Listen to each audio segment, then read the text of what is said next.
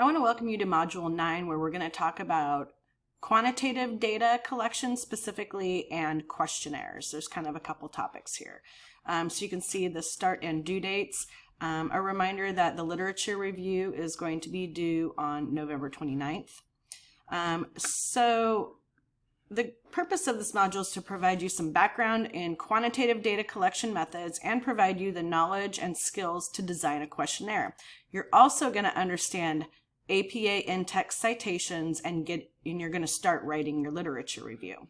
So the goals and objectives are, first, that you're going to summarize key aspects of quantitative data collection methods.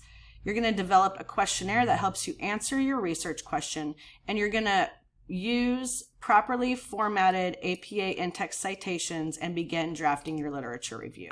So I'm going to go through the assignments and activities in this module. The first step is just getting some information on quantitative research methods. We're going to look at qualitative research methods in the next module. So this is going to build on what we learned in the last module when we learned about all of those different data collection methods. So there's 2 videos to watch here. I suggest that you take some notes along with watching these videos.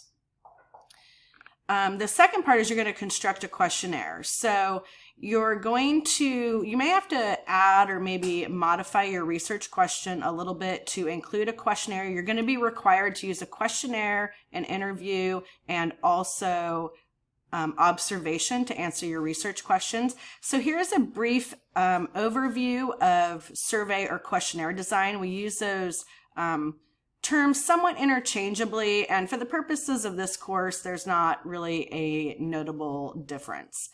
The second part is reading Chapter 9 in the Johnson and Christensen book, How to Construct a Questionnaire. You may consider using some of the supplemental resources available on the SAGE website, but the chapter really provides you detailed information on the key principles of designing a questionnaire, and also there are some really helpful lists in there that I will show you here at the end.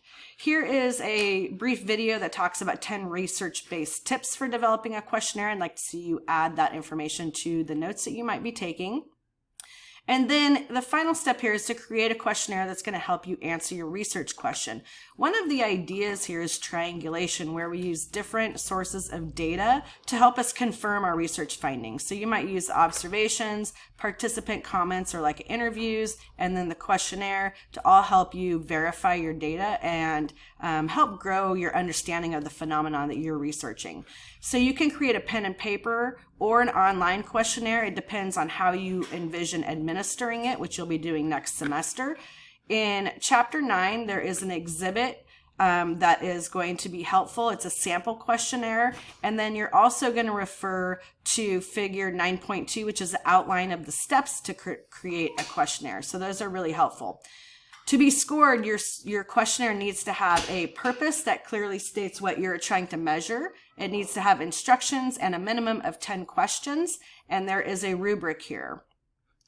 If you're going to be using a Likert type scale, there's a supplemental resource here that might help you be more specific in the types of responses that you want to see. And then I've included a lot of additional information down here. There's a section on online survey tools. I prefer Google Forms. It's really easy and straightforward, so you can use that. There's a couple example studies here of how people have developed different surveys or questionnaires, and you might find one, like here's an example on student engagement. So searching the databases, you might find your construct and use an example of one that's already been created. We don't necessarily have to reinvent the wheel. If you do use either questions from or adapt questions from a published questionnaire or survey, you want to make sure to cite that. And it's okay to say adapted from and include the full citation at the bottom of your resource. And then there's some additional resources down here like formats. These are all optional things that you may find helpful in developing your questionnaire. So that's the big assignment for this module. So again, here is where you're going to submit it, and there is a rubric included as well. And this needs to be focused on gathering data to answer your research question. And then the next part of what you're going to be doing is learning about in-text citations and starting to write your literature review. Personally, I usually start writing the body of my literature review first, and after it's completely constructed, then I'll go back and write the introductions and conclusions, because I have a better sense of what I've written at that point. I feel like writing the introduction first sometimes is hard without knowing what's going to be in the body.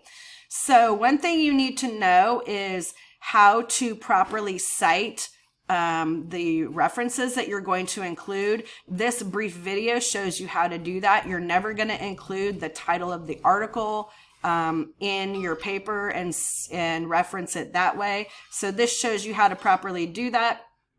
There is some examples of the APA citations and how they should look with examples. There's two different ways. You can use the author and date, where you're referencing the author in the text, or you would paraphrase what they have found and then cite it in parentheses like this example. The Purdue OWL in-text citation webpage has the specifics for APA 7, shows you how to properly do that, so you need to review that. And then finally, this video talks about how to get started writing the introduction, but at 4 minutes and 40 seconds in, talks more specifically about how to use citations, you can't really write from your mind, so how to cite evidence, because you aren't just writing what you think, you're writing what the evidence states, and that needs to be stated specifically. You're not just randomly writing things that you believe are true. It has to be facts that are from the primary empirical research that you've spent time gathering. And then also, again, to summarize and avoid using quotations. You can use them in instances where paraphrasing or summarizing is impossible, but there should really be no actual direct quotes in your paper, or very, very limited, maybe one or two. As always, if you need help at any stage in the writing process, you can contact the Graduate Writing Studio. They will help you plan and organize your writing if you're having trouble with that. So I want you to get started on that now. You have a couple weeks with which to complete the literature review. You definitely don't want to wait till the very end, because it is a pretty large task. So chunking it is going to really help you complete it efficiently. And then finally, there is a place to submit your extra credit notes. So I'll be evaluating your literature review outlines here in the next couple of days. So please look for my comments in the grade book and get started once I have approved your outline. Have a good week.